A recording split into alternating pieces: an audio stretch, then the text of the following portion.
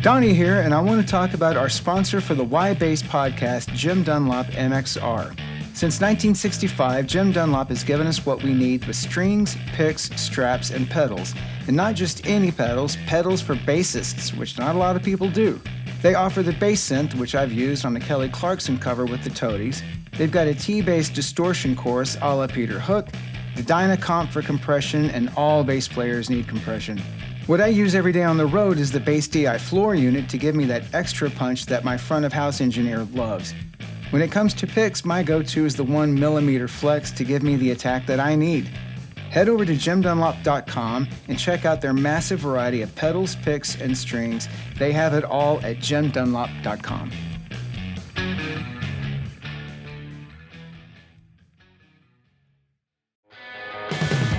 I would like to thank our sponsors at Schecter Guitars, makers of fine guitars for over 50 years. They make a huge variety of guitars and basses, all high-quality builds with the best materials and pickups at a reasonable price. Of course, Schecter offers a rip-roaring selection of bass guitars, as are the Model T4 and the Corsair. And right now, Schecter is celebrating 50 years of craftsmanship, innovation, and tone with their 50th anniversary collection. Head on over to schecterguitars.com and check it all out. Again, that is schecterguitars.com. You'll love it.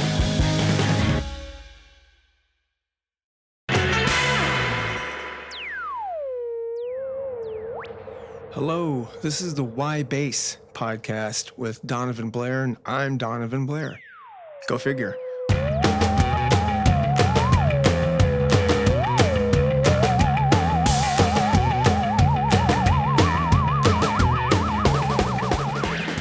Hi, everybody, and welcome to the Why Bass podcast with Donivan Blair. I'm subbing in for your normal host. My name is Donivan Blair. Today's episode features Matt Noveskey. He is the bassist for Blue October, fellow Texans like myself. An incredibly huge band. They've worked with producers like Steve Lillywhite, Dave Castell, a friend of mine, and they've sold a couple of million albums. They've got a great following worldwide, and especially here in America and definitely in Texas. And just had a great conversation with Matt. Fantastic guy, far better looking than I am. He should run this thing, especially if we do video. So if he wants it, he can have it. Matt, I think people are going to agree. All right. Hope you really liked the episode. I loved it. Matt's a great guy, and we get into it pretty good. So enjoy it.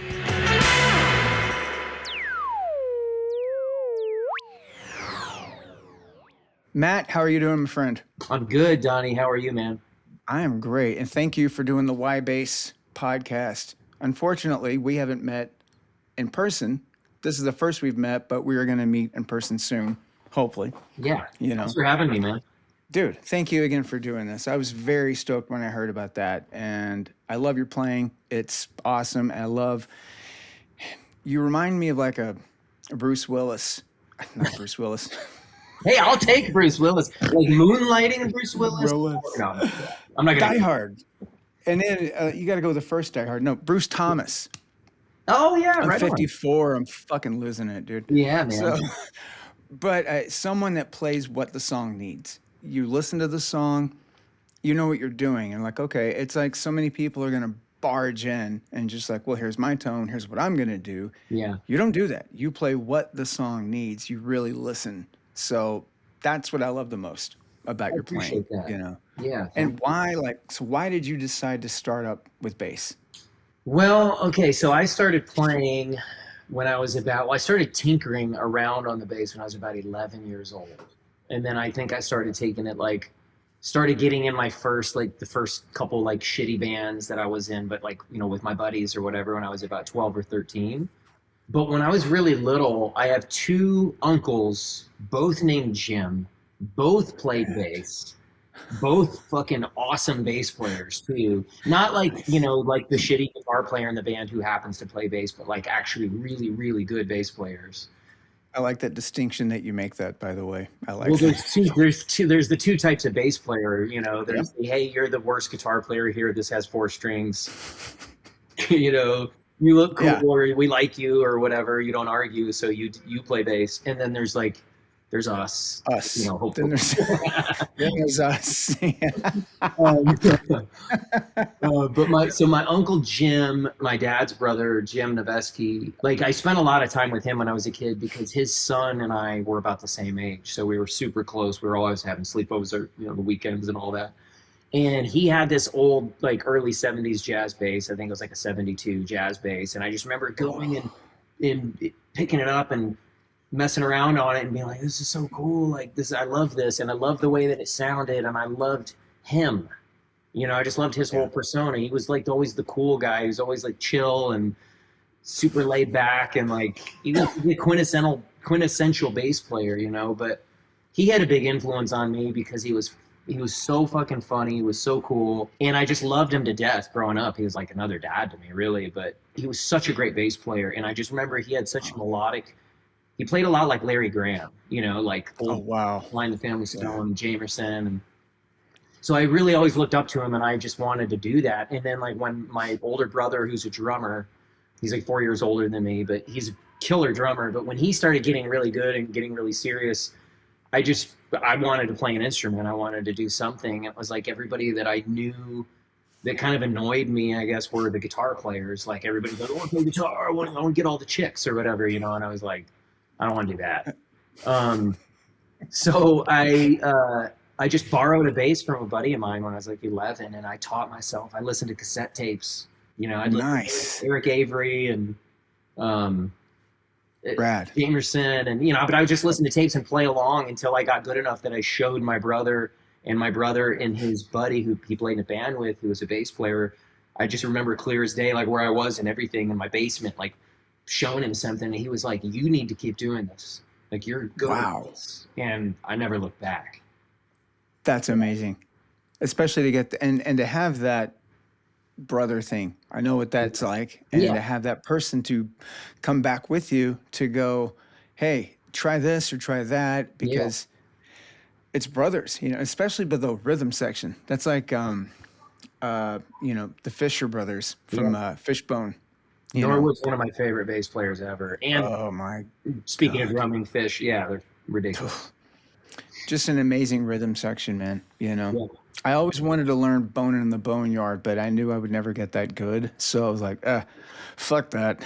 That's so funny. It was one of the first songs I tried to tackle. Like, really? I'm not even kidding. Like, when I first started playing, of course, I did the whole, like, the first, like, month or whatever was, like, Smoke on the Water or something. But then, like, I just kind of dove right into Fishbone and Chili Peppers. And, I mean, I was like, I don't know, I was just like, I like that. I like the way that sounds. And so I would sit there and just in my room and just work on it for hours until I figured, and Geddy Lee and all the hard shit. Yeah, just like, fuck it. I'm raw dogging this. I'm not even going to start small. I'm going to just go ahead. With cassettes, too. Yeah. You know what I mean? That's even better. Yes. Stop, rewind, play, stop, back and rewind. Forth. Fuck up the tape, and then you have to go back. Yeah. Yep. Because you have to go buy another one because you've gone over that part. Yeah, Bone in the Boneyard was one of those where I had it warped because I would listen to that bass solo so much, and then go home on my fucking violin echo bass that I had. Like, it doesn't sound the same. Yeah. Of course it doesn't sound the fucking same. But let me ask this, like Peppers wise, what were you starting off with that? Oh man, Mother's Milk all the way. That was like one of the first albums that I really kind of blew my mind when I first heard it. I remember when I first heard Knock Me Down, I was just like, as soon as it kicked in, I was like, what the fuck is this? Like this, that's what I want to listen to. I don't want to, I mean, nothing against Toto and everything else that was going on in my house, but I was like, what's that? That's yours. And Dead Kennedys was the other, when my best friend was a Dead Kennedys fan, I heard Klaus Fluoride and his bass lines, it's like, oh, what is that? That's what I want to do. That's what I want to play. So, yeah. It's so vibrant. And that's what I loved about that energy. You think about like punk bands, I've said this so many times, but the bass player was the most inventive one. Of course, people are looking at the singer. You have Milo, you've got Jello, you've got HR. Yeah. But Daryl, Jennifer, Klaus, look at Carl. It's incredible. Klaus Fluoride was incredible, man. Absolutely incredible. Oh, his tone. It's yeah, but talking about Knock Me Down, that chorus that he's Yeah. doing. If you really listen to that, it's like, what the hell is he doing? Yeah, Fucking mind-boggling. It really is. that was one of those songs that like I thought I was playing it correctly for like 5 years, and then like somebody went no, and I was like, oh, and then they showed me the right way, I was like, Hmm. fuck that, I can't. I'm good. I'll play something else, I'm But gonna go with I'm not doing. Yeah, fuck yeah, that. I always wanted to learn Black Eyed Blonde. I figured if I could learn Black Eyed Blonde off of yeah, Freaky Style, I would be stoked. And I have tried it, and I've seen YouTube videos of kids doing it, and they do it sitting down like this, like a normal popping and slapping. And right, it's yeah, like, have you not watched Flea? You have to turn it over that yeah, way. That's the way that he did everything. yeah, But they're not. They're doing it like this, and you can tell it's not correct. yeah. The kids, I know the kids, the those YouTube kids and their YouTubes and their TikToks I know, and all man. that shit. There's some So, crazy shutters on there though. Like every once in a while I see something and I'm like, I gotta turn yeah, this off. Like this is just making me mad. I can't I know. never do that. Yeah. You know? And I don't know if you have this as well. I will get on and like, I'm going to learn this myself.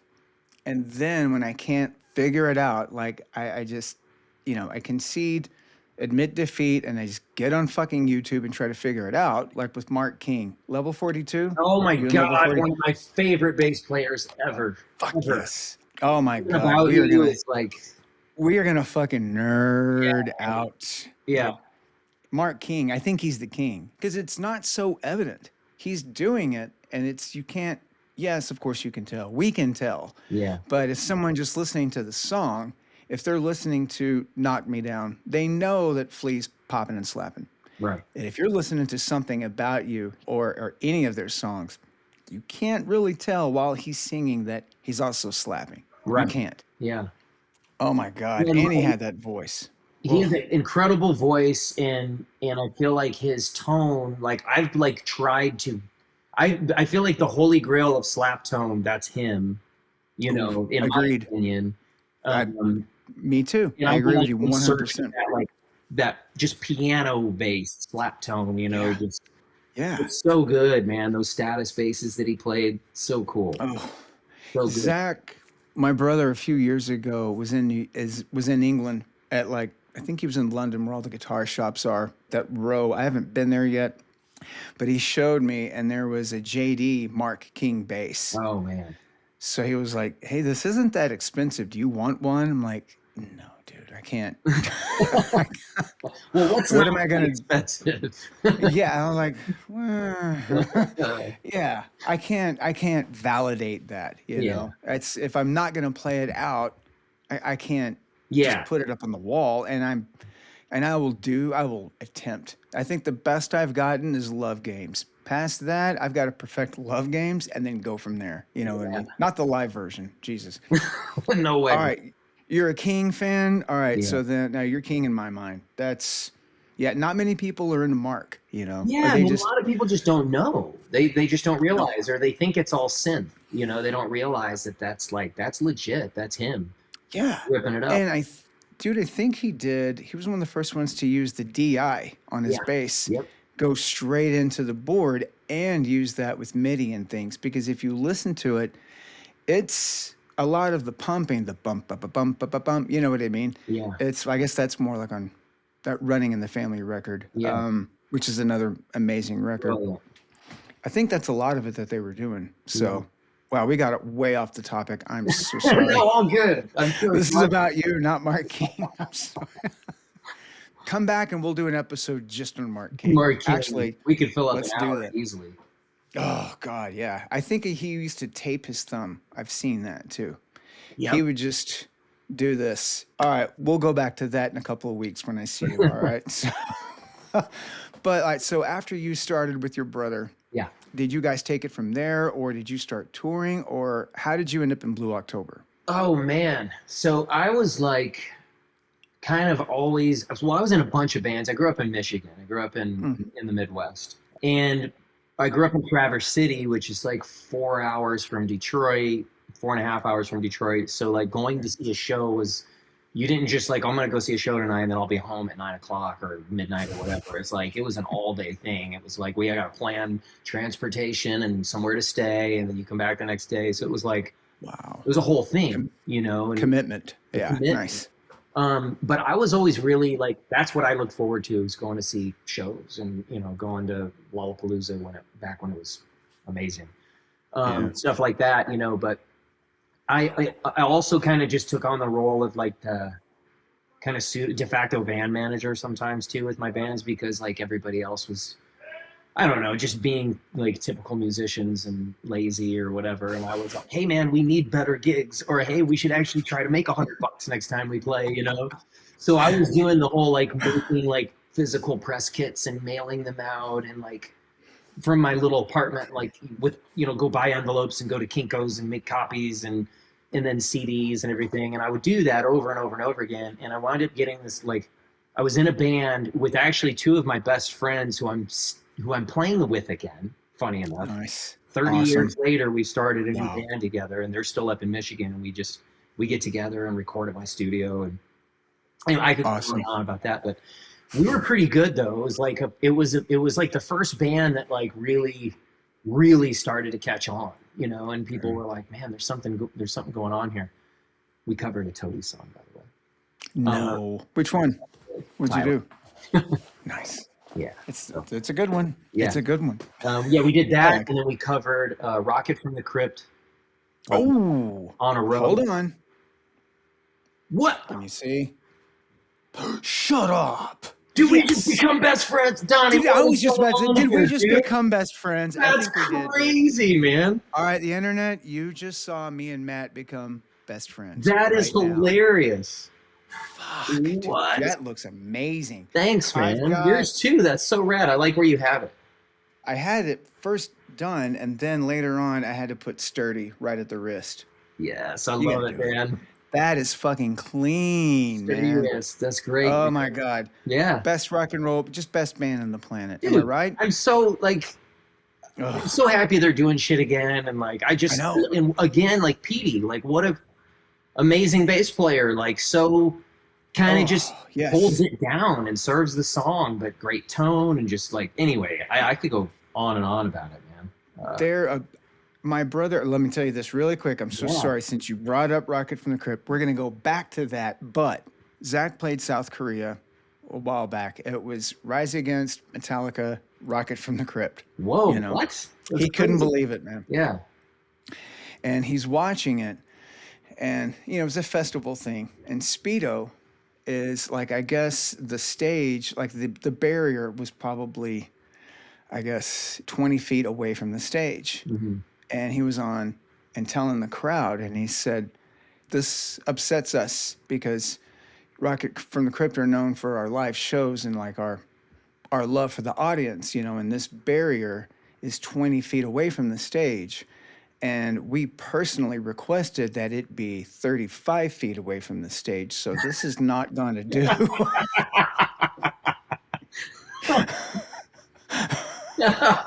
That's so good. Everything the guy has done, dude. I love his, Night Marchers, that second record was incredible. Yeah, his solo stuff is fucking incredible. The guy can do no wrong. You blew my mind. You said Rocket from the Crypt songs. Which one did you do? We did On a Rope. Fuck yeah. You know, but it was pretty awesome. We did a really cool version of it. And we did a Pixies song, I think Hey. But wow, cool.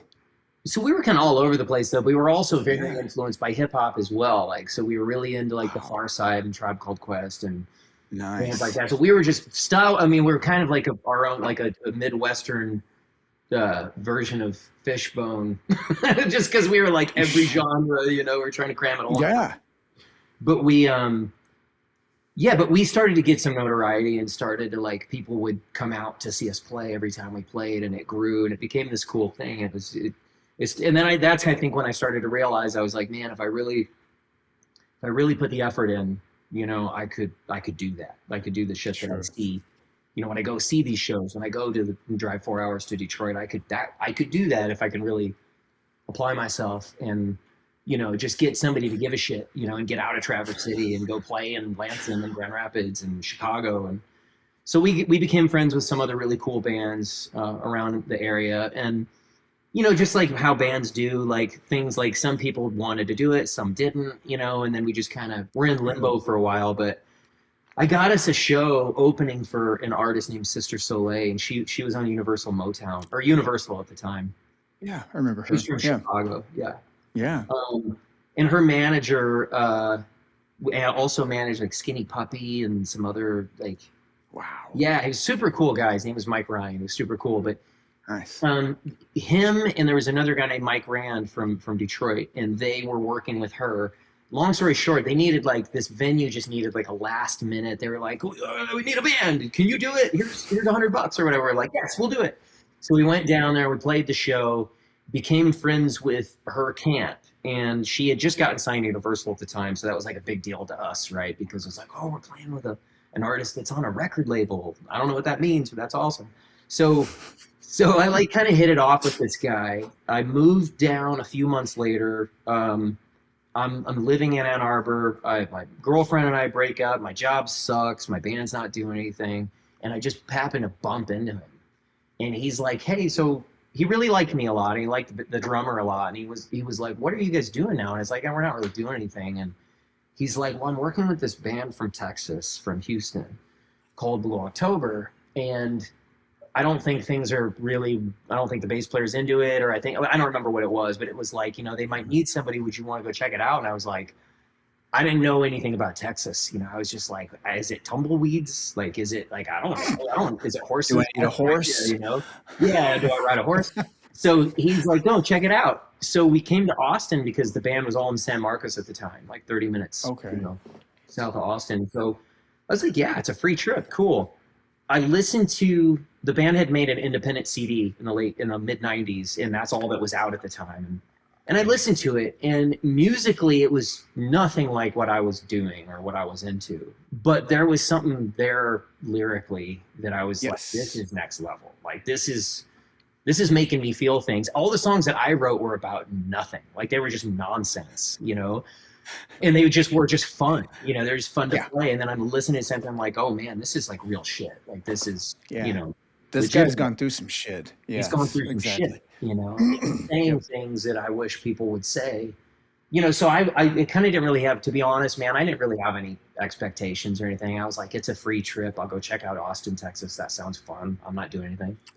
Yeah. So I went down there and I went to the old Steamboat on 6th Street and met the guys and watched the show. And the show, to this day, which is still our bread and butter, I think, is the live show.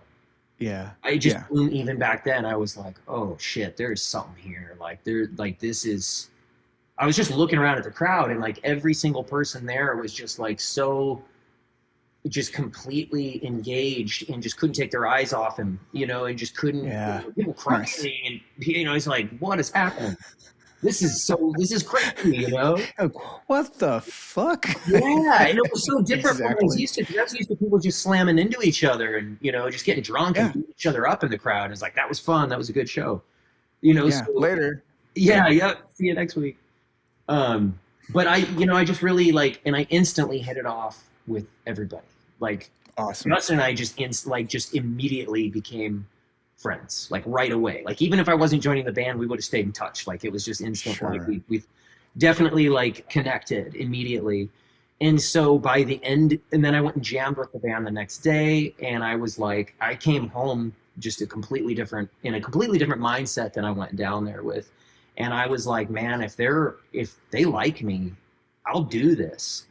And then like, I think it was maybe a day later, I got a call from Mike. He's like, hey, they want you to come down. And I was like, awesome. Okay. I broke my lease. I packed my Volkswagen Fox with my bass and my amp and whatever else, some clothes and a toothbrush, and I moved down, and I've been here ever since, man. Well, and I think that's great because you kind of go like, yeah, I'll go and check it out. Why not? I've got nothing else to do. Mm-hmm. And then you don't know that you're seeing the rest of your life at that point. You're like, it's crazy. I mean, what if you'd said no? I think about that a lot, man.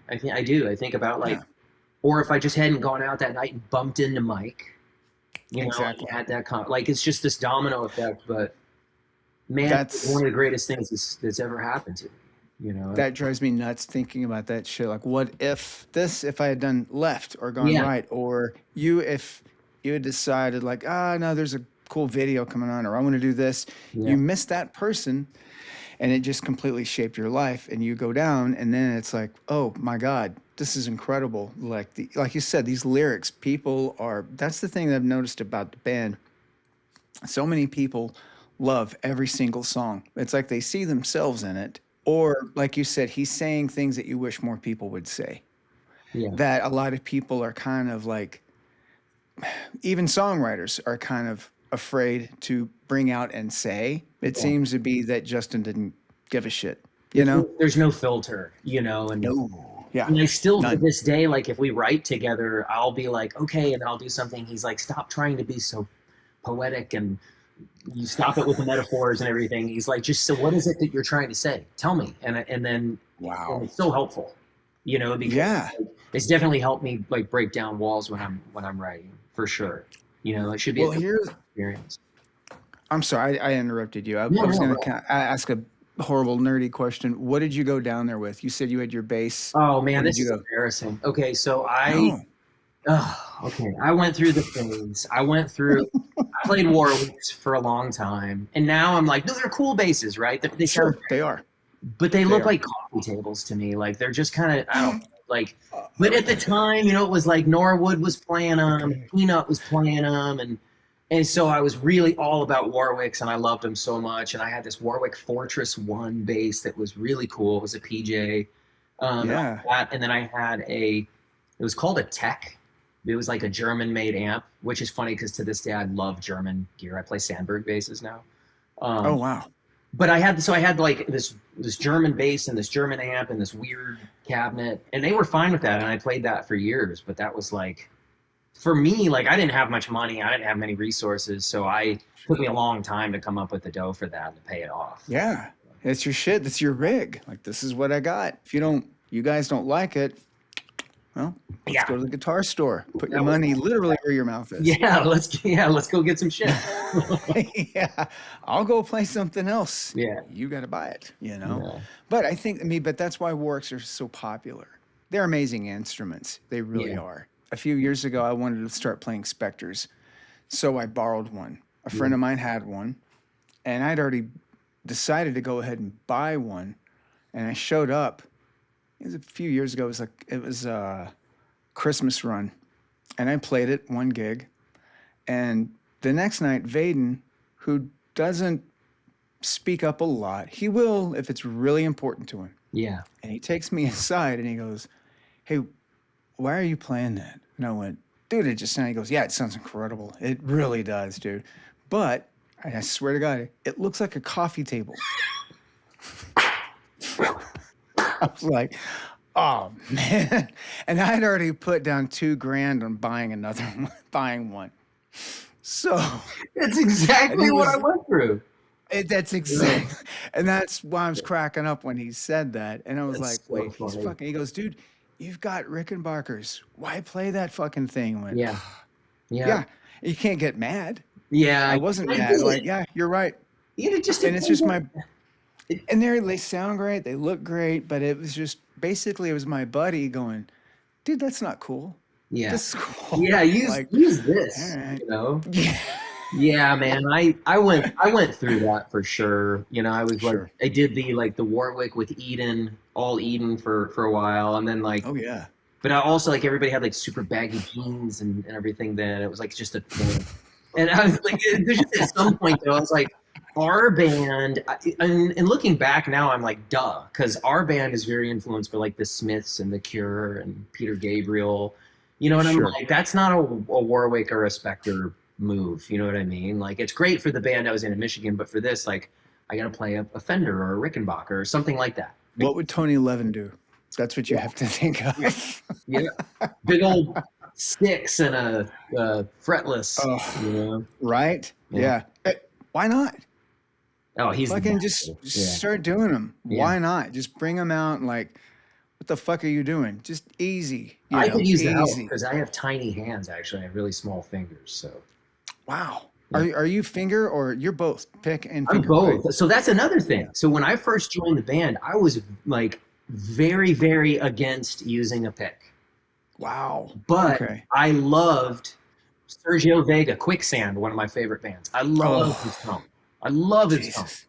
Yeah. And then if eventually like Justin kept being like, dude, here he put a distortion pedal, he bought one and put it in front of me. And I was like, no. And he's like, try the pick. And he's like, come on, man, try it. And I'm like, no, because then I'm just like a guitar player and whatever, like I had some weird ego about it. But then I started doing it.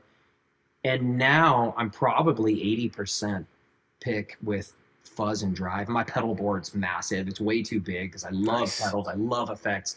But I had to grow out of that. And I had to get to a point where I was like, it's not about me, it's about the song. And then I realized how fucking fun it is to just get that tone and really dig in and rediscover my love for some of those bass players. Yeah, and it's also a different way of thinking of lines. I mean, do you find this if you're playing with your fingers, you play differently than you do with a pick? Absolutely. Yeah. You approach everything completely. You even want to play a different instrument. It's like, oh wait, this doesn't work with my fingers, or this doesn't work with the pick, or it's such a weird thing. You wouldn't think it would be, but I think to me it's 100% a change in my mind. I agree 100%. I feel like whenever I hear a demo or a new idea, the first two things that come to mind always are P bass or jazz bass, pick or fingers. Wow. And I just follow my instincts. I hear it and I go, that sounds like a P bass kind of song to me. Pick. I think I'm gonna use a pick. Like Okay, that's it's just obvious sometimes. There's the question then. So do you prefer is like the jazz fingers and the pick with a P, or they can both be, they're mutually, you can do like, well, maybe I hear the jazz with the pick or the P with the finger, or you know what I mean? I really like jazz fingers because I can get all that articulation, and Nice. Okay. I love slap. Like people give me shit. The band calls me Seinfeld. I'm sure you know all about that. But like I love that stuff. I love Mark King. Hey, fuck them. You can do it. I mean, yeah. So the jazz bass to me is like fingers articulation, slap. Like it's just it's very effortless to me, and I love that classic jazz bass, both pickups all the way up, tone wide open. I love that sound. I typically when I do stuff with a pick, I use a PJ or just a P. And then when I use effects, my Sandbergs, a couple of them are passive, but most of them are passive active. Like so I can go both ways with it. Wow. And if I use effects, if I use drive or I use fuzz, always passive. There's just something about having an active bass in front of effects that makes it too cloudy. It's shitty. It kind of like the activeness is already there. You've got it. Like the only active bass I've ever found that sounds good with like something else on top of it is Music Man. Other than that, they just don't work. I don't think they work. Yeah. Maybe like I don't know, like a Sans amp or a Dark Glass or something, a driver. But other than that, it's kind of like just like that preamp negates anything you put in front of it. Agreed, 100%. Well, do you like specific, like amp wise, what are you doing now? I've been with Aguilar since 2008. Oh, wow. Okay. Love them. I love them. Awesome. I've used the same. It's kind of funny. Like the only reason that I switched to using the light amps, the solid state, the tone hammers. Yeah. I gave myself a hernia, actually, like straight up. And it was like, and I have really crappy self-employed health insurance. So it was like my deductible was insane, and I was like, holy shit, I'm never doing that again.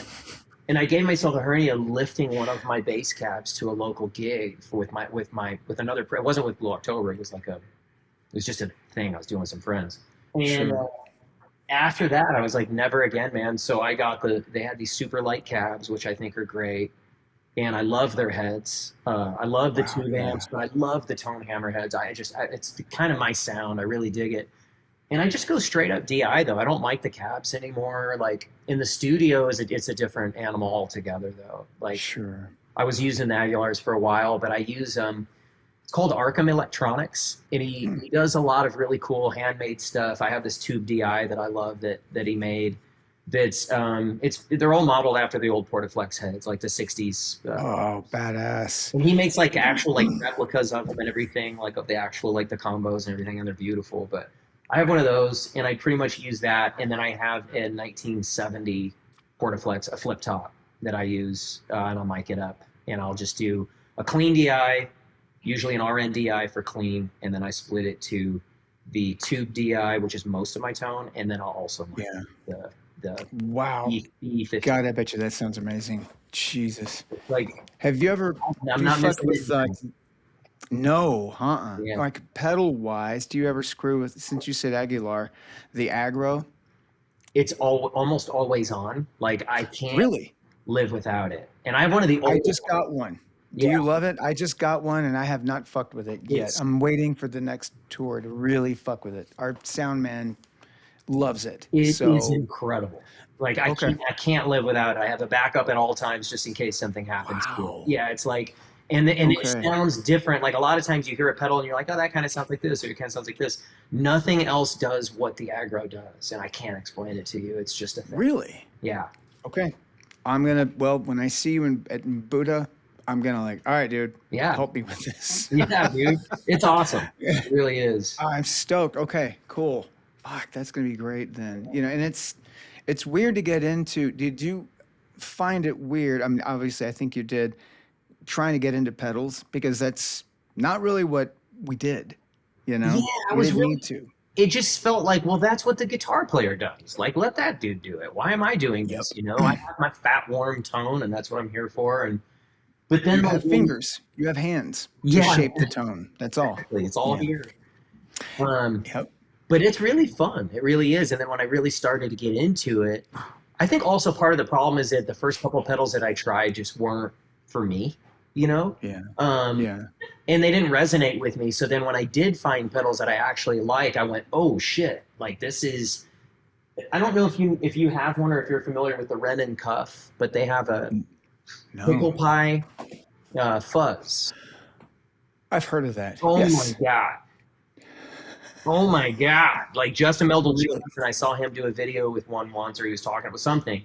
And I went and got one, and I just like, it blew my mind. And like, now I have just about every fuzz you can imagine, because that, you know, it's just incredible. The micro synth, the Electro-Harmonix micro, the bass micro synth, I use it all the time. Love that. I love compression. I love different compressors. I have an Empress compressor that I love. Like, I'm just really into it now. It's a lot of fun.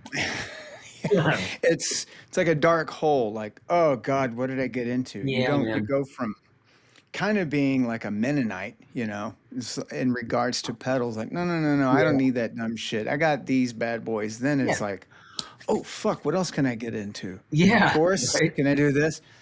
I was trying to mess with the Cali 76s, the Origins, for a bit. I couldn't figure out compression. It was not working. The Cali wasn't for me. It wasn't for me. You know, it was not doing what I wanted it to do. Yeah. I love it. You know, Clark has it, Baden has it, you know, but it just wasn't working for me. Yeah, I think they're cool. I think for me with compression, what I'm looking for is I just want to take my sound and compress it. I don't want to color my sound. You know what I mean? Yes. And sometimes compression tends to do that. I actually feel that way about the RNDI kind of does the same thing. But for a clean tone, I really like it. So I'll record with it just to blend it in, you know. But I like a compressor to just do, like when I plug into an amp, I want the amp to just sound like my bass. That's it. Sure. I don't need it. Yeah. I'm not looking for like, oh, I got to go crazy with the EQ to get some thing. No, I just want my bass to sound like my bass, just louder, you know. Yeah. And that's what I like about Aguilar. It's the same thing. Well, they're such great instruments. I mean, like they just make incredible amps, incredible everything, and they always have, you know. Yeah. Like you said earlier, you borrowed a friend's bass. I was going to ask earlier, but I want to know what was it? It was a West Tone. West Tone? It was like a Japanese $200 knockoff bass. It was like red, and it looked like something from like a Winger video or something in the 80s. You know, it was like It was pretty. It was actually. It was a pretty terrible bass, but I'm really grateful that I started on a really shitty bass. You know what I mean? Yeah. Because then, like, I think it makes you a better player. Like, you learn how to navigate it. Yeah. The first bass that I ever had, though, where I was like, man, this is cool. Like, I like this. This is cool. And I still, to this day, got my eyes peeled for one, but I had this late 80s Kramer Focus. And it was like the entry-level Kramer bass, but it was black and it had PJ pickups, and it was pretty cool. Wow. Yeah, it was pretty cool, man. Okay. If I ever see one, I'll let you know. Thanks, man. Yeah, totally. I'm looking for internet. One. Everybody, if you see a Focus, get a hold of Matt. Yeah. You know. It was cool.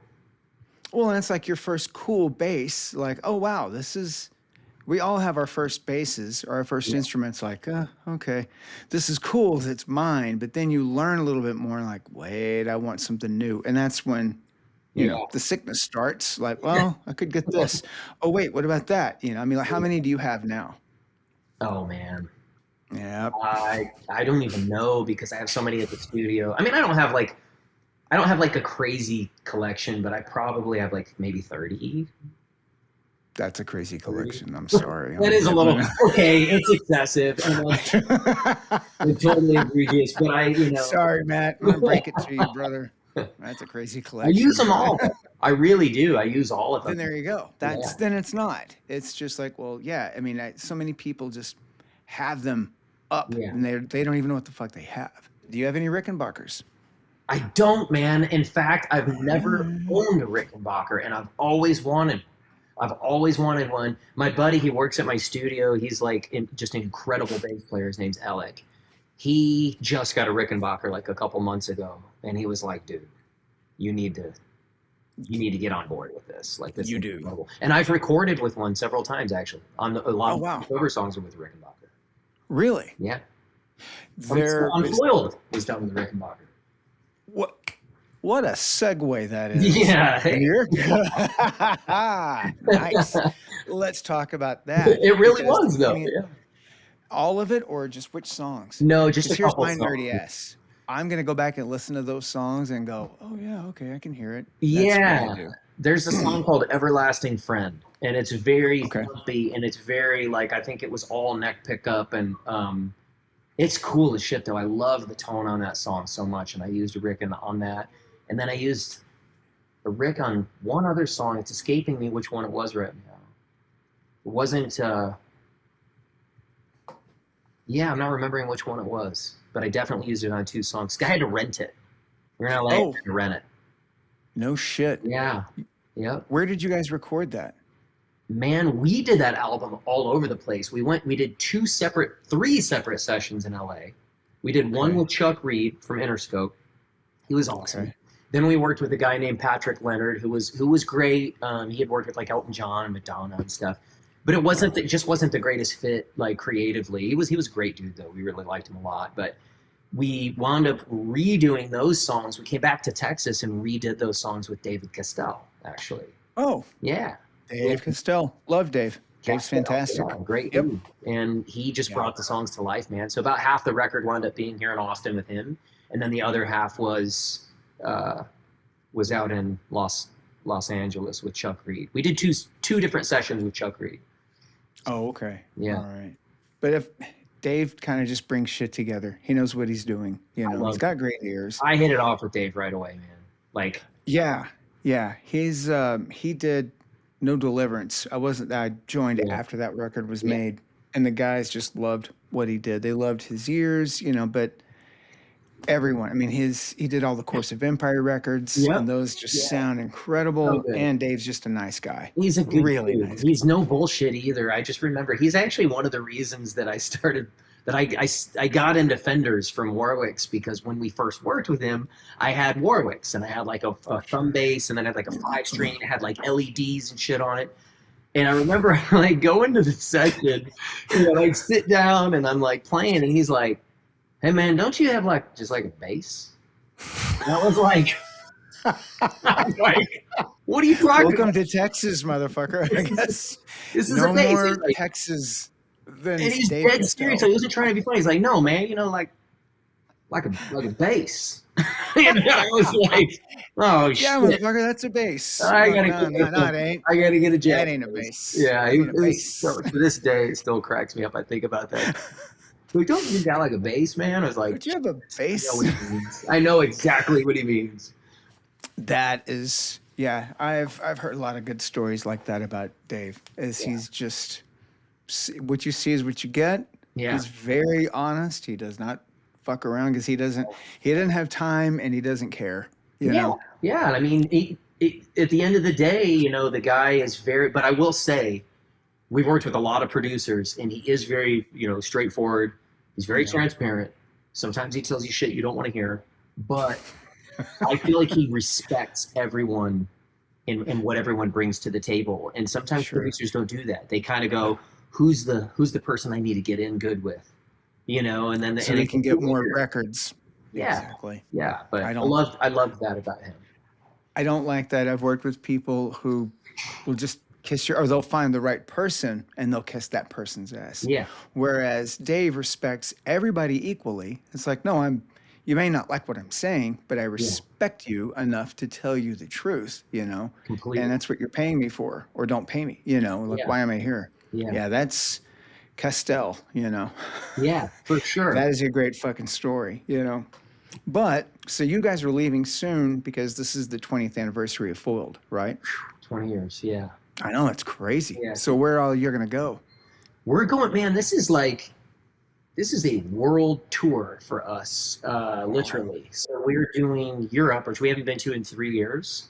And when we do Europe, we don't really do. We've been to France and we've been to, some Austria and stuff like that. But we typically do the UK and Germany, and then we'll do. We always go to Prague, Okay, Amsterdam, uh, nice. and we'll do a couple dates in Scotland. Sometimes we do Ireland. So we're gonna do a 2.5, 3 week run, but this time we're ending it with a destination thing in Portugal, which I'm super excited about because I've never been. Ooh. We've never done Oh Spain or wow, Portugal before. So we're gonna beautiful. do You'll love that it. first, and at the end of spring into early summer, and then we're gonna hit it real hard starting this fall, and we're doing the entire United States. We've announced the rest of this year, which is going to be like starting Midwest, going East Coast, and back through Texas, coming back home. All like really great venues, like our. Awesome. And then next year, we haven't announced the dates yet, but next year we're going to continue that West Coast, do some dates that, again, we just haven't talked about publicly yet. But we'll Sure. very soon, and then we'll wrap that up like early 2027. So it's going to be for us. We don't typically go out for more than 2 months, 2.5 tops. This is going to be like with a short break for Christmas and the holidays. This is going to be like a 4.5, 5 month endeavor. Nice, nice. It's It's our daunting, but it's also like it's exciting too. You know, super like excited, man. Super excited. it is. Yeah. And there's, anxiety Yeah. being gone and being away from home that long, but still, it's also like, well, fuck, I'm going to see this place. I'm going to see this country. You're going to do this. Like record like anything new coming out though. We actually have a ton of new material. And Great. just like what I'm talking about, it's like you'll make an album, and then if you don't follow that up immediately with finishing with vocals and getting the record done, sometimes you'll move on to something else. Oh, I got a new idea. I've got this. And I love my band, okay? I Uh-huh. love Justin. He's like a brother Sure. to me. Holy shit, though. This guy, he never stops writing. And he just he's constantly, he'll come back. He did an acoustic tour. He came back and he opened up his computer, and I felt so guilty because I saw all the demos and we're all writing, right? And I'm like, I got 3 ideas. He's got I'm not even kidding. He has 200 ideas. And that's just Holy while he was out shit. doing his acoustic tour. I'm like, oh my God, this guy never stops. But what happens with that is sometimes you take a break and then you plan to come back and do vocals. And it's, well, now I got a new song. Now I got 5 new songs. So we have a record that's been pretty much in the can since January of last year as far as the music goes, but he's got a lot of work to do, but he's also Okay. just bringing all these amazing new ideas to the table. So I think by the time we're done with this foil tour, I think that will be done, but we might even be in a double album status by that. Nice. So we have a bunch Wow. of really good new material, some of the best stuff we've ever made. are you guys recording it at your place? What's the name of your studio? Oh, it's called Orb Recording Studios. The Org? O-R-G? Orb, O-R-B. Like Orb. Oh, I'm yeah, deaf as yeah, shit. Sorry. yeah, Orb. yeah. It's what O-R-B. happens. Yeah. Got it. And that's in Dripping Springs?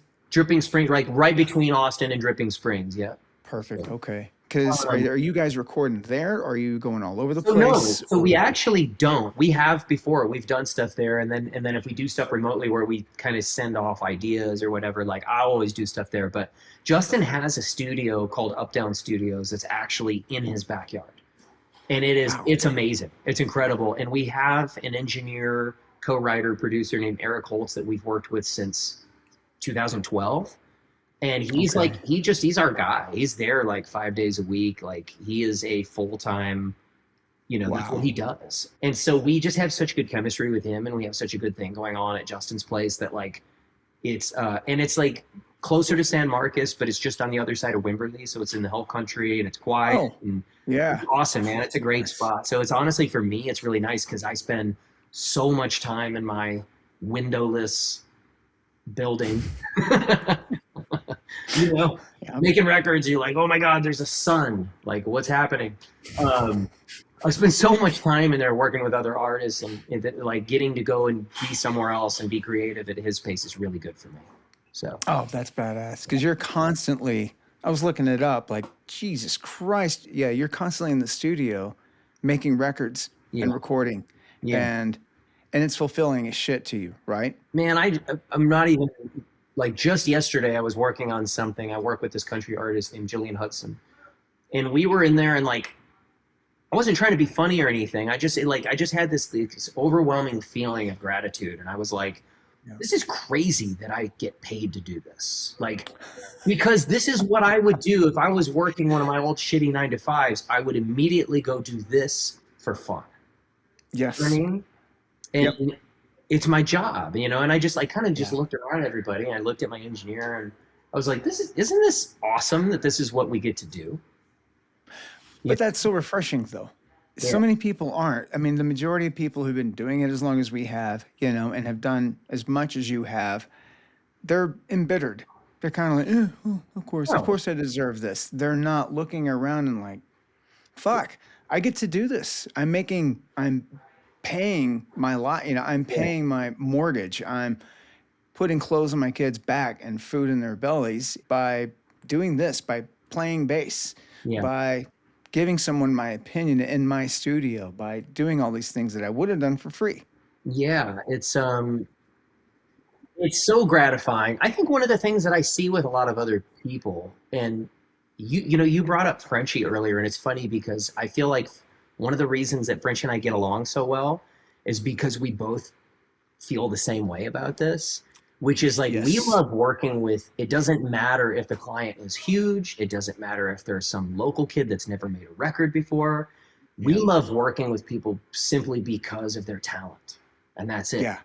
And I think a lot of the people that I know, or a lot of the other producers, a lot of the other engineers that I'm friends with, or that I've worked with or whatever, I think they get really wrapped up in the scene. And they get really wrapped up in like awards, or, like, oh, well, I've kind of graduated to, and I remember at one point I had an engineer that was working at the studio, and he was like, well, I feel like we should only be working on stuff that's at this level, and I was like, my immediate reaction to that was, well, you're going to learn the hard way real quick. That's not life. But also it's a lot harder to work with somebody nobody's ever heard and take the training wheels off. And and have people go, holy shit, and stop and listen to them, than it is somebody that already has their own thing going on, is already established, So I love it. I cherish it. Exactly. Well, and it's also, I would assume it's more rewarding and fun for someone that kind of still has the training wheels on, but they're coming to a great facility. Their stuff is going to sound amazing, and they're learning also, and they're going to take ideas better than someone who's already kind of wrapped up into their shit, like, I worked with that person, but they didn't really do anything I suggested, know? Yeah. And sometimes, of course, we go in and it's, you need an engineer or whatever. Yeah. But if you go into places like, well, we would like some feedback. Oh, okay, cool. And then if it's not taken, it's kind of like, well, what the hell am I doing here? What am I doing? Yeah, yeah. And those other younger artists and the people who haven't done as much, they're way happier to be there. They're way more accepting. They're way just excited. Like, yeah, what do you got? Because we all were that. Still to this day, we can pick up shit. But those folks are kind of the most fun because you can go like, oh, wait, they may not know this trick that we've all been doing for 30, 40 fucking years. And then they're like, I didn't know you could do that. Yeah. It's Simple fun. shit. It's fun. I love mentoring too. That's the other thing. I love I was really, really lucky because I didn't take lessons and I didn't have a lot of resources when I was a kid. I was on a borrowed bass, and I remember it was a big deal. Like, my mom got me a PVTKO 60 or 65 or whatever it was, combo amp, and it was like, holy shit, an amp. I just didn't have a lot of, so to me, it was like having mentors in my life was everything. Having my uncle, having my brother's bass player, Mike Massey, sit down with me and give me pointers was like, Mike has no idea, to this day, what that meant to me, Awesome. And so I have to remember that when I'm working with other people, and I try to be conscious of that. It's been so many things from the sounds of it. It's fortunate you were in the right place, but you also had the ability to capitalize on that. Yes, absolutely. I mean, the guy, if you said you ran into your buddy, if you didn't have the skill and the ability, he might have gone oh, there's not that guy. I'll go to this guy and talk to him. Yeah. Then you go and rehearse with the guys and blow them away. And they're like, fuck, we want that guy. It could, you know what I mean? There's so many things. So there is the being in the right place at the right time. But if you don't have the skill set to capitalize on that, who cares? Or vice versa. You could have a shitload of skill, but if you never get off the couch and think it's going to just happen for you. That's what a lot of people don't really understand either. I know a lot of really, really talented musicians, but I don't hire them for sessions because they're not fun to be around. Be honest, I'm like, yeah, he's cool or she's cool, but I don't know. I'd rather go with that person because they're fucking funny. Yeah. And they're, what I mean? And they actually listen to the demo before they come in, I think just being a good hang is half the battle, especially being a bass player. You gotta be chill. Yeah. Yeah. That's what is expected of us. It's expected for us to be cool, laid back, and be able to come in and do the job and not fuck around and get out without whining. That's what the other people can do. Yeah. That's kind of when I go into a session or when I go in, even with us to this day, I always kind of feel like, okay, I'm here to glue the song together. Yes. You know what I mean? Yep. That's my job. I'm not here to be flashy. I'm not here, I can have my moments or whatever, but I'm here to make everything just make sense. I think I don't know if you agree, I think our absence should be noted. So if we're out, people should understand that if we're doing our job correctly. Right. If we're not there, and when we come in, we let them, I was telling someone yesterday, guitars, they get to hear them with their ears. That's great. And these really cool guitar lines and all that stuff. Mm-hmm. You don't feel the guitar in your chest, in your abdomen, in your pelvis. Yeah. You don't feel the guitar there. You feel us just with one note. We don't have to play all 6 strings. We can play one goddamn note. Yeah. Yeah. And it moves and it feels. That's why I love bass. It's just so powerful. Yeah, I couldn't agree more. Every once in a while I'll pick up a guitar just to lay down an idea or whatever, and I'm like, nah. That's cool. I like this. Fuck yes. I can feel on that. All right. We're ending on that note. That's the best way you can fucking end this. Yeah. So you guys leave soon, and when do you start the American tour? We start the American tour at the end of October, and then we'll be pretty much October, November, December, off for a couple weeks, and then back out again. Awesome. And until then, you're just going to be chilling and relaxing. Yeah. That's great, man. Yeah. Again, Matt, thank you so much for doing the show. Dude, thank you, man. I'm stoked to hang out with you. We'll do it again. All right. I'll see you soon, bud. Bye-bye. Well, that was Matt. And like I said, I had never met Matt before, but what a great guy. Hopefully going to meet up with him. It'll be way before this episode airs, I'm sure. This will probably come out later on, but hopefully, I'm sure we're going to have a great time talking.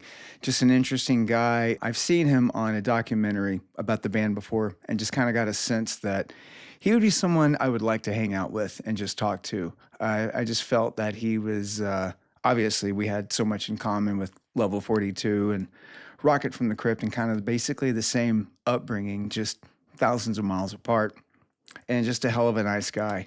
I'm bummed that I'm just now meeting him, but you meet those friends later on in life, and I think this will be the start of a beautiful friendship. I think we just became best friends. So just another great conversation, and I'm just so happy I get to do this episode and this podcast and just meet so many other fellow bass nerds. I can't be more than thankful to the guys at Ruinous and my brother for introducing me to those guys, allowing me this opportunity. I've talked to a couple of people who really do enjoy the podcast, like listening to it and just kind of hearing two bass nerds kind of go at it and just discuss shit, which is kind of what we all do. We just sit here and talk, bass players especially. None of us really get into a lot of back and forth, kind of one-upmanship with each other. As we all know, we're in the background providing support for everyone. That's our job. And when you have that mentality, it kind of centers you, especially, and you kind of smell your own. We know our lot in life, and we know our roles in the band and what we're there to be and what we're there to do. And we're happy to do it. And once you do that, when you meet other people who have that same aesthetic, it's very endearing. Like, oh, wow, there's someone else like me. I love that. So, and I met another one like that with Matt today. And, we're going to have some more people coming up on this season. That's just going to be fantastic. So can't wait for you guys to hear them. And I want to have another shout out to our sponsors. One for Jim Dunlop and MXR. They just make great pedals. They make great bass gear.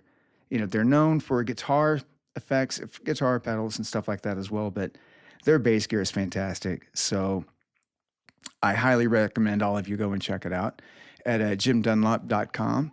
And another one to Schecter Guitars. I'm very happy that they've came on and they're a sponsor for ours as well.